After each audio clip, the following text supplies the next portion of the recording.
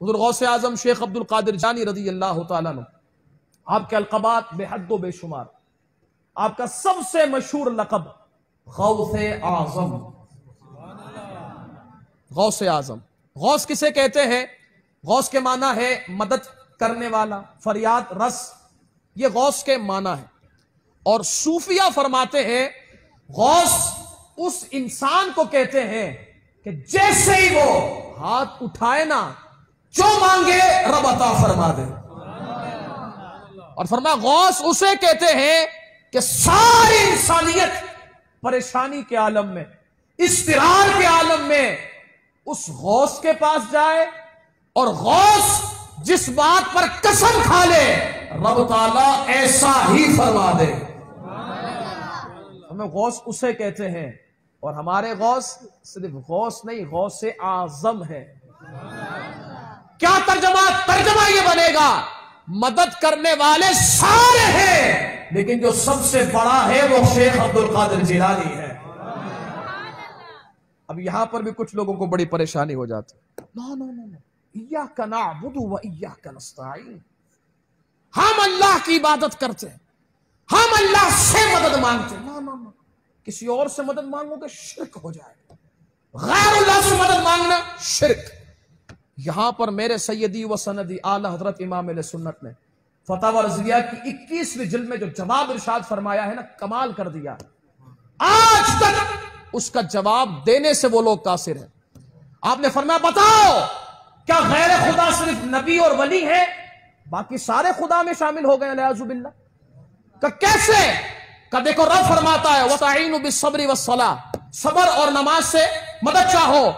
فرمایا بتاؤ صبر خدا ہے یا نماز خدا ہے؟ رب تو فرما رہا ہے مدد چاہو۔ کہ پھر وَتَعَاوَنُوا عَلَى الْبِرِّ وَالتَّقْوَى، بھلائی اور بہتری کے کاموں میں اور پرہیزگاری کے معاملات میں آپس میں ایک دوسرے کی مدد کرو۔ فرمایا کیا جو ایک دوسرے سے مدد لیں گے یہ خدا ہے؟ یہ غیر خدا نہیں؟ کہا یہ تو قرآن کی 2 آیتیں ہیں، اس کے علاوہ کئی آیتیں ایسی ہیں کہ جس میں رب فرما رہا ہے ایک دوسرے کی مدد کرو۔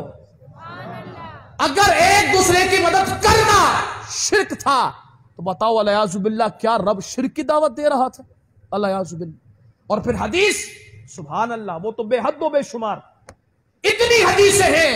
کسی میں حضور نے فرمایا صبح کی نماز سے مدد چاہو، شام کی نماز سے مدد چاہو، استغفار سے مدد چاہو، اتنی مددیں چاہنا، بتاؤ یہ خدا سے ہو رہی ہے یا غیر خدا سے؟ اب یہاں پر یہ بات سمجھنی چاہیے، اہل سنت و جماعت ہی کا عقیدہ بالکل مضبوط ہے۔ ہم یہ کہتے ہیں حقیقی مدد رب ہی کرتا ہے، لیکن وسیلے کے ذریعے کرتا ہے، اور وسیلہ کبھی نبی بنتے ہیں، کبھی صحابہ اور اہل بیت بنتے ہیں، کبھی علی بنتے ہیں، کبھی غوث جلی بنتے ہیں، کبھی غریب نواز بنتے ہیں، کبھی ہمارے داتا بنتے ہیں۔ چلیں آپ کے ذوق کے لیے ایک بات میں کر دوں تاکہ آپ کے چہرے پر جو مسکراہٹ ہے اس مزید اضافہ ہو جائے۔ ایک شخص انہی میں سے کسی گاؤں میں تقریر کے لیے گیا، اور آپ جانتے ہیں گاؤں میں جو لوگ ہیں نا وہ عمومی طور پر ہوتے سنی ہیں، اگرچہ ہوا کسی اور کی لگ گئی ہو لیکن ہوتے عمومی سنی ہے وہ۔